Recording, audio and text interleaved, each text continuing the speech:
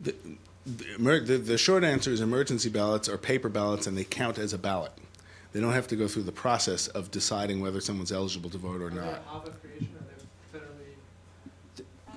They're not. They're a result really of jurisdictions that are using that don't have paper ballots to begin with. There are 24 states that use voting machines where a voter is not filling out a paper ballot, and for those voters, if the voting machines fail, right now, if there aren't what are called emergency paper ballots available at the polling place, they're going to have to wait until somebody comes and repairs the machine or brings paper ballots to the polling place. They should be treated as any other ballot, as if the machines were working. There should be no checking on whether or not the voter is eligible if they filled out the form correctly. It should be just as if they voted on the machine. The problem that we have is that the rules are very different from state to state, and in some cases, election officials are using provisional ballots, and if they are using provisional ballots for people to fill them out, they have to have some process in place to make sure that they're not treated as provisional ballots, so that you don't have a situation where only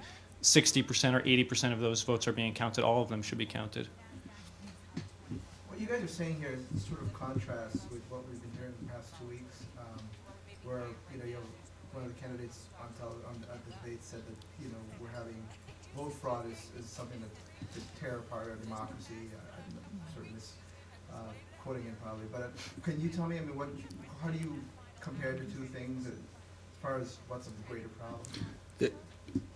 There is no question empirically that vote fraud, in other words, people wrongly voting who shouldn't be voting, is an infinitesimal problem compared to the tens or hundreds of thousands of people who are eligible who would be blocked from voting by some of these proposals which supposedly are designed to stop vote fraud. The Acorn controversy, there's a few points that are worth making about that. First of all,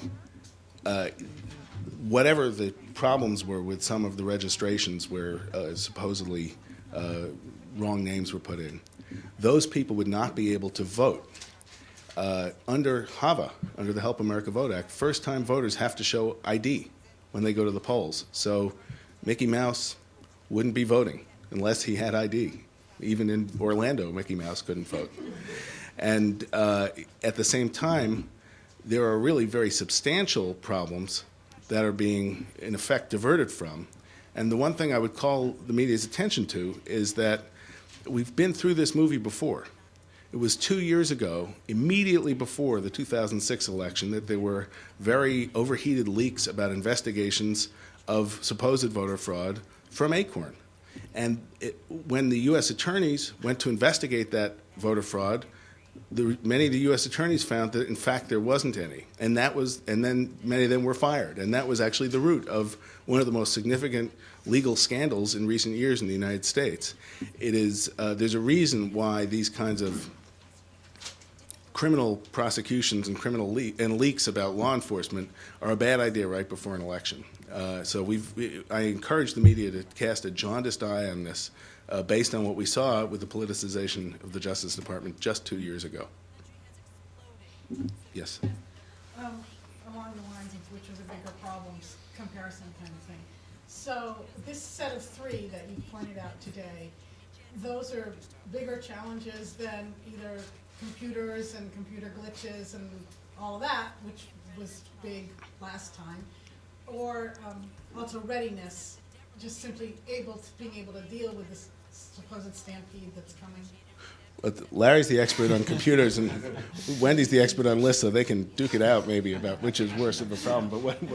But we think both categories of problems are really significant, and there's a lot of concern about election readiness. There's more and more evidence coming out every day that jurisdictions across the country are not adequately prepared to handle the turnout that's expected this year to run a smooth election. These are the more vote suppression related matters that we've been significantly concerned about. That we think that you can take steps immediately to protect those voters before Election Day. And we do encourage you, you can look, we're happy to give you the paper, or you can look on our website.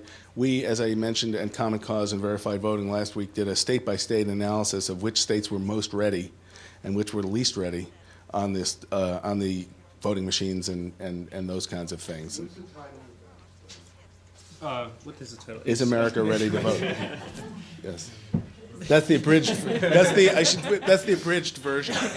We decided we would save trees and do it only on the web, but that we do have a paper copy there. Yes. Hi, this is a sort of like two-part question, but it's relating to the hotline that you're going to have running on election day. I'm sort of interested in how exactly that's going to be set up, if everyone's going to be based in in a room together or whatever, and also if it's a new thing, or I assume that you've had like equivalents of this in the past. How many people actually take advantage of this on election day? I think we're seeing a lot more now. The hotline was actually started in 2001 after the 2000, that stuff I think happened down in Florida or something like that. And the civil rights community, a lot of our partners came together to basically offer voters an immediate resource to get through the voting process and to cast a meaningful ballot, as opposed to what we were so used to doing, which is litigating after the fact. So between 2001 and 2004, we ran these small programs, and then in 2004, we got about 200,000 calls into the hotline. Since then, we've run it for almost every election, with our next biggest jump in 2006, where we got about 25,000 calls. The hotline's actually open now and being answered live, and since September 17th, when we launched, we've had over 25,000 calls, so it's obviously getting a lot of activity. Right now, we're answering it here in Washington, and then also we have a call center out in California. But by Election Day, we'll ramp up to have 750 simultaneous call stations in about 20 to 25 different call centers. We're still bringing a couple of call centers online. And then we'll have the capacity to handle another 750 calls. So it's actually from the telecom perspective quite a large phone application.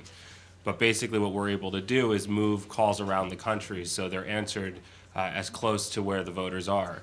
And that feeds into this huge coalition activity of thousands and thousands of legal volunteers on the ground who are able to respond to those calls, address those calls, investigate to make sure that they're right, and then also work with the relationships that they've had for months with election officials to resolve them as soon as we can.